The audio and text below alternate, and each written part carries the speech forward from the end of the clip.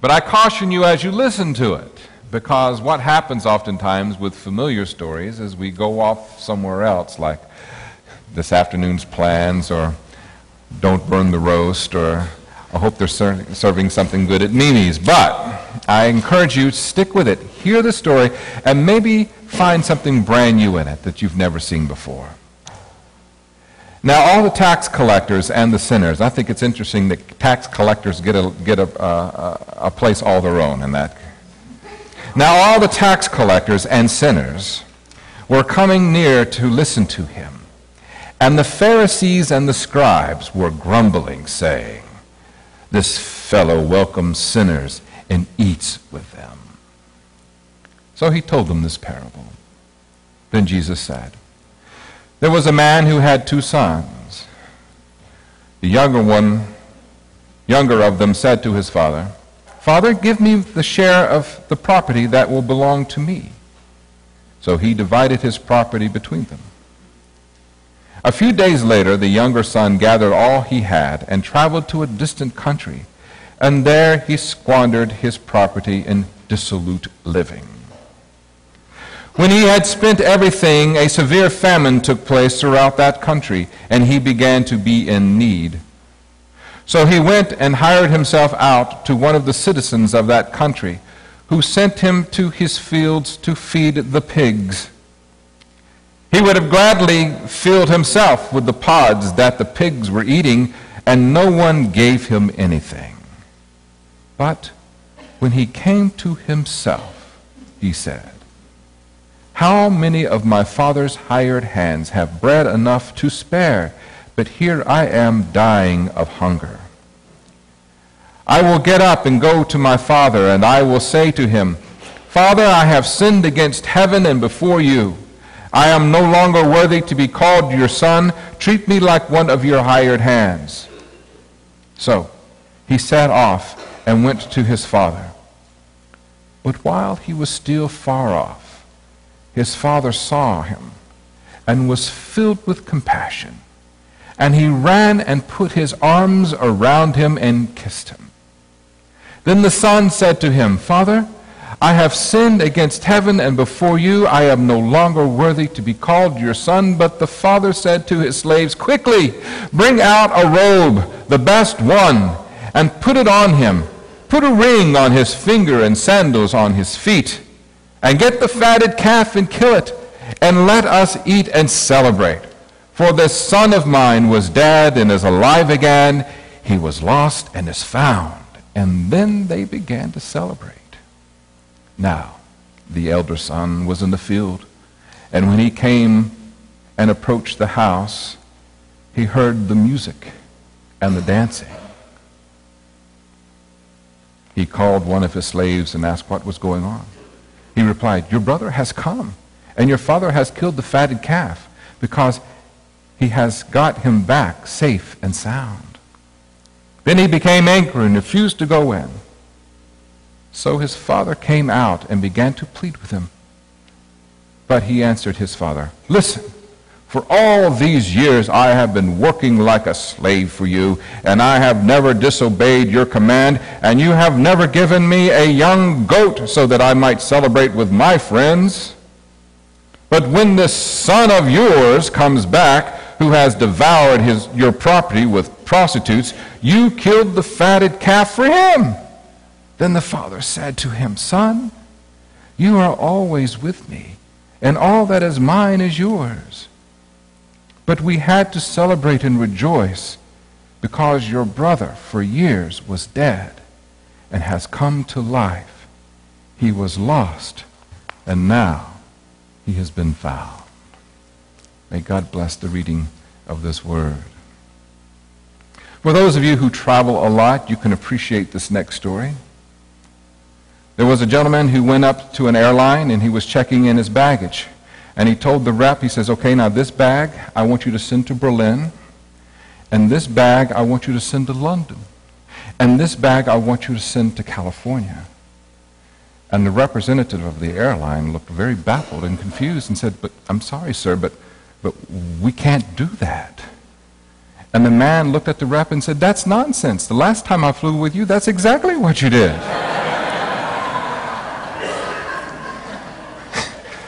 We all make boo-boos. We all make mistakes. And back in the day, I never thought I'd ever live long enough to hear myself say this, but back in the day when I was a kid, when you made a mistake, you hoped that no one would notice, and you sure as heck didn't want to share it with anybody. But I think with the invention of America's Funniest Home Videos, and also now that on every smartphone there's a video recorder, you can capture moments when people are doing something really stupid and embarrassing, and then broadcast it for everyone to see. Do you realize there is a website called failblog.org that is for just that? So that when you do something stupid, really, really stupid, and it's on recording or a photograph, you can share it with the world. But not only is there a place in this, and Mike showed the first slide, where you can see these things, but it also have words of wisdom for you. You know, when life gives you lemons, grab tequila and salt. And you know, I'm thinking that maybe the prodigal son, maybe he just had a little bit too many lemons in his life. Because it seems that when he asked for what he did, he squandered it all on loose living. Now, I have read this story 1,000,000 times at least. When I was a Southern Baptist, I probably ran it 750,000 times before I was 12. Because I needed to know very clearly what side of the aisle I needed to be on. Dutiful and obedient, or the prodigal. I was dutiful and obedient, but the prodigal guy looked like he was having a whole lot more fun. But I convinced myself that he was not. Because I had to keep the rules. And if I didn't keep the rules, then what was going to happen? God was going to what? Smote me. But what I find interesting, and this is the first time I've noticed it when I read the story, is the introduction, the first 3 verses. It says that the Pharisees and the scribes, who were the most disciplined and the most righteous, we see them as bad guys, but in the day, they were revered because they were so disciplined in their religion, they kept all the rules. They knew everything that God had ever said. And they were constantly comparing what anybody else was saying to what they already knew.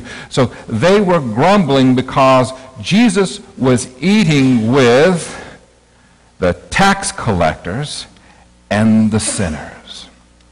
Sinners. Remember what we define sin as? Now, you can define it anything you want to. But for me, sinning is anything that we do, think, or say that separates us from God, self, and others. Jesus was associating himself with this group of people.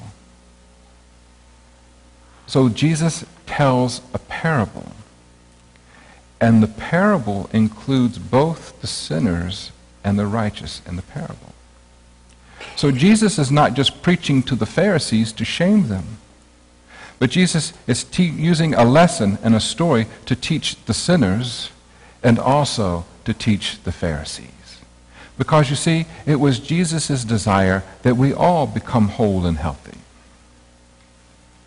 So he tells the story of the prodigal son. I don't need to repeat all of it because you know it so well and you've already heard it twice today. But I want to highlight some things because, you see, culturally, some things don't translate. If you were sitting in that audience, whether you be a tax collector, a sinner, scribe, or Pharisee, when you heard Jesus say that the youngest son came to his father and asked for his inheritance, there would probably have been a, oh! Because you see, the sons did not receive their inheritance until after what happened? Daddy died. That's right. When Daddy was dead, then you got your inheritance. And it was customary then that the eldest son got the majority of the inheritance. So the fact that his father divided his property and gave half to his son, who already declared, Daddy, you are dead in my eyes, is another, because in all rights, the second son, the younger son, shouldn't have deserved any more than a third of his father's estate. So we see the father being asked something that was so insulting. And if he had been a dutiful father, a God-fearing father, if he had been the spiritual leader of the house, what would he have done? Tell that boy to go out in the fields and work hard for a change, right? No, he did it. Then there would have been another, he did what? If that had been my boy, I'd have knocked him around a few times. No, he did it. He gave him the stuff. And after the father gave his son his share of his inheritance, we now see the intentions of the son. Adios, see you later. We're going to party tonight, all right? It's time to get down, get this party started. I know old white men should not talk like that, but it kind of helps to make the story. So he goes off to a foreign land, and he is living the life. But he didn't know how to budget his money, and he spent all of his money, and then a famine hit the land in which he was living, and now he finds himself severely unemployed. And the only job that he could get was feeding pigs. Now, in the Jewish culture, a pig and the meat from the pig is not as treasured as it is with our culture. For example, you take an apple, which is almost worthless, and you give it to a pig, and you get bacon, right? Who would know what a water chestnut was if it were not for bacon? Bacon is one of those foods that you add to good food to even make it better. Like a filet mignon wrapped around with a piece of bacon on it. See? But they didn't appreciate the wonderful qualities of pork back in those days. So you would have heard another gasp. Oh my God, he's working with the what? The pigs. You could not get much lower than that. And he was so hungry and so desperate that he was coveting the food that he was feeding to the pigs. But then something happens to the boy. And this is important. It says that he, what? Came to himself. You see. It's one thing for all of us to go off in the world and we make mistakes. We do stupid things. But the key of the matter is that we come to a place in our lives where we come to ourselves and we realize, you know what? Something's got to change. And I've got to do it now. It usually happens between the ages of 35 and 45. Some people go and get help. Other people buy a red Corvette.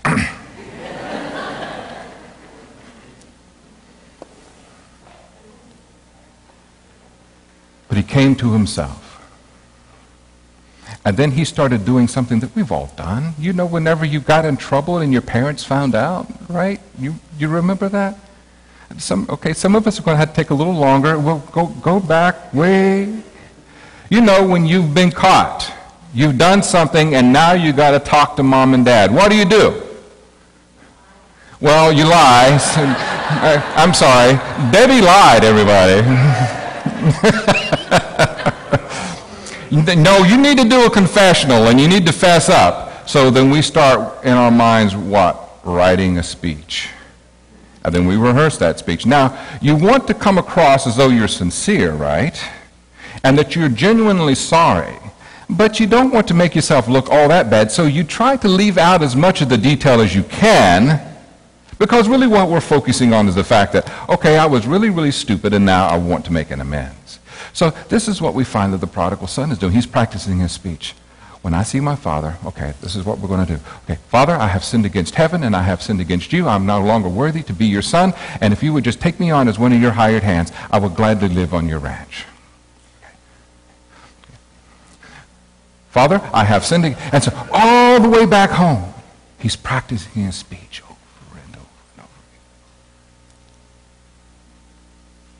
But something else in the story seems strange.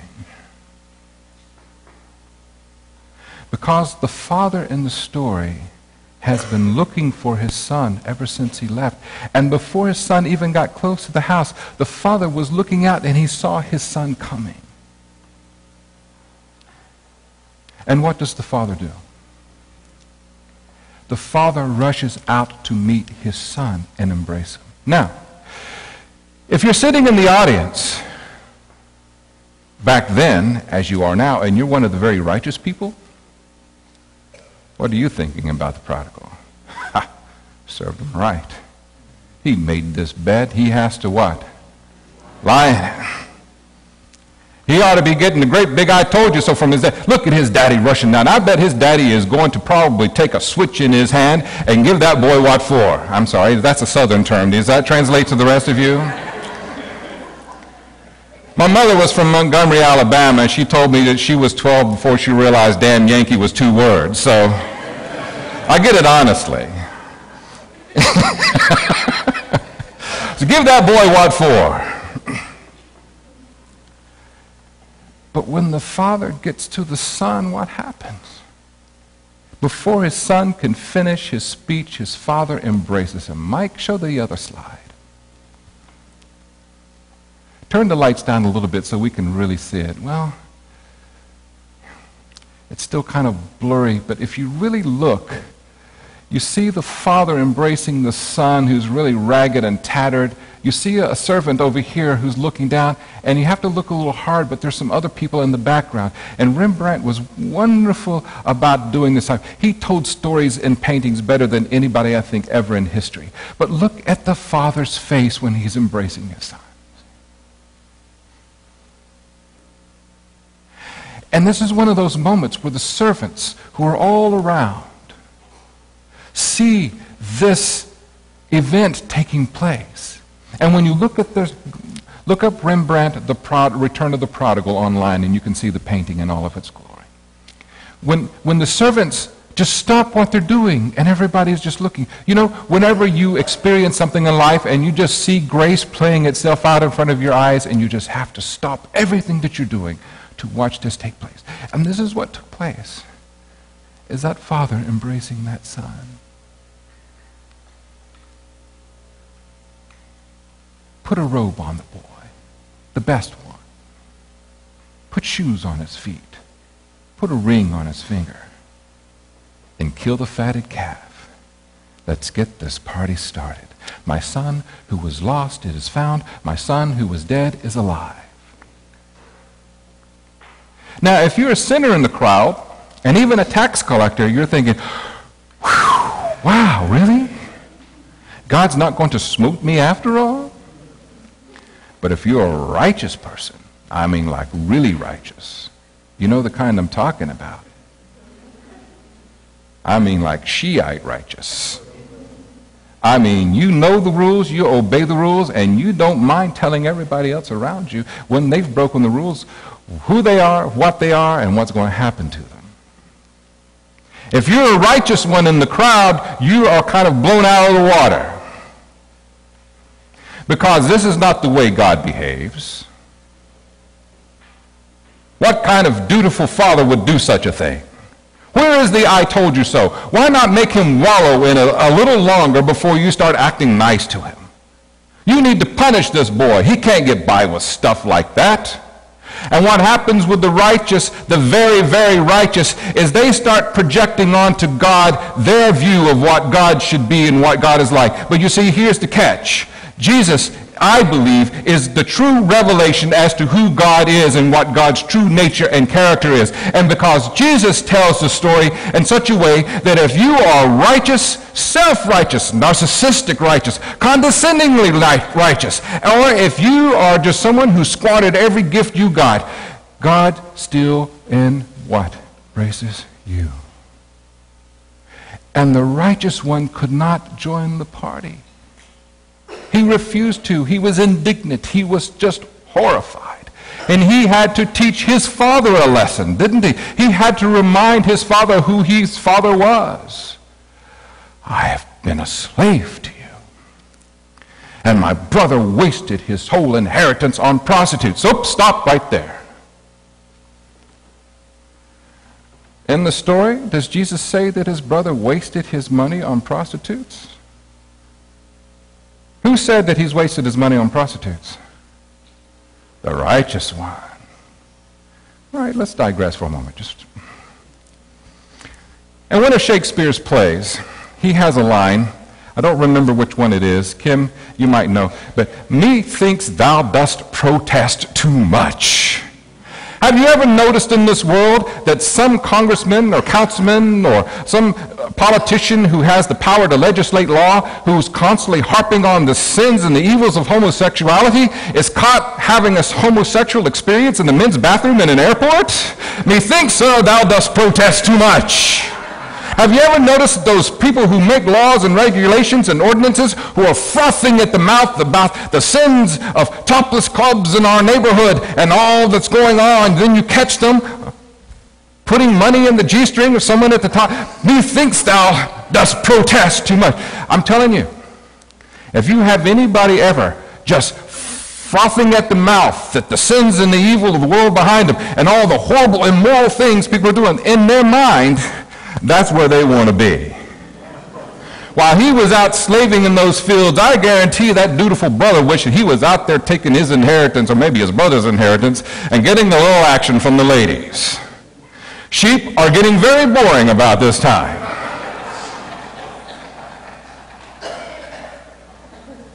See? And that's the way it is with the sinners and the righteous. The sinners are making poor choices and experiencing the consequences of those poor choices. And the righteous are condemning them and judging them all away, while at the same time kind of wishing maybe they had the nerve to do the same thing.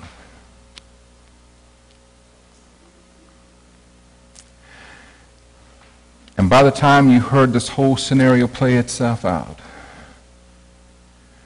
you're probably, if you're the righteous one, of thinking that God was a bad, bad daddy, that he should have never allowed this to take place at all. God's a bad daddy, an irresponsible parent. What parent in their good? And they want to project upon the God the smoting, the punishing, the punitive God. But Jesus shows us a different picture. He shows us a God who goes out to both of his sons, the unrighteous and the overly righteous, and wants both of them to do what? Join in the party, to come into life. And this is what Jesus teaches us about God. God is not codependent.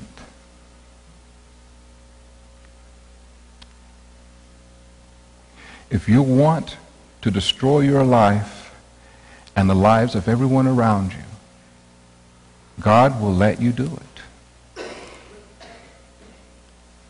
Now, God will send you messages and messengers along the way to help you to change your mind or to see what's going on. God will allow the consequences of your behavior to put you at the bottom of the bottom. But if for whatever reason you don't get the message and you want to destroy yourself, God will let you do it.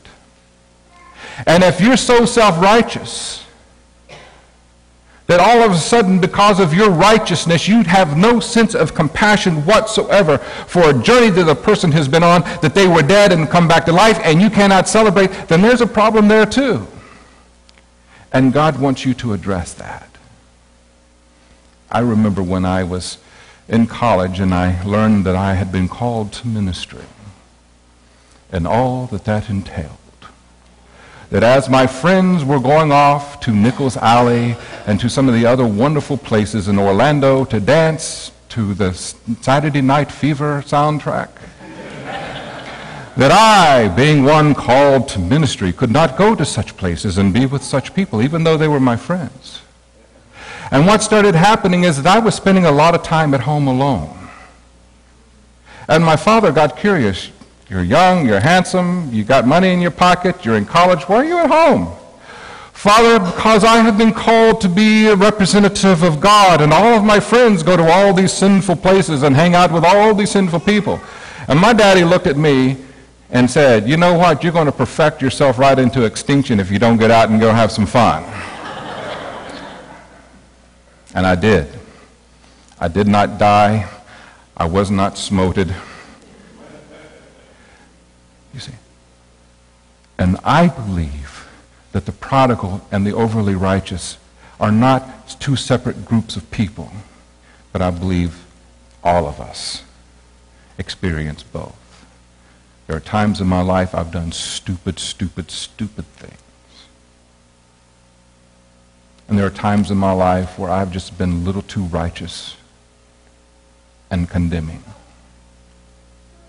But what I know is this, that in both cases, there is a God who does not give up on me.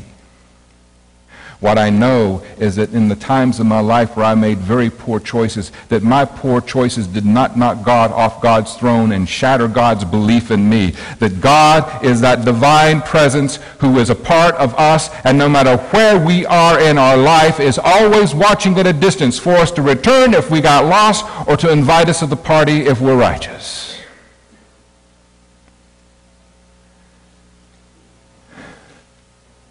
In Minnesota, at Luther Seminary, St. Paul, they had a historic little log cabin chapel there on the campus. And one day a young person went walking by and looked through the window and saw this chalice, this beautiful chalice on the altarpiece. The young man broke into the chapel and he stole it.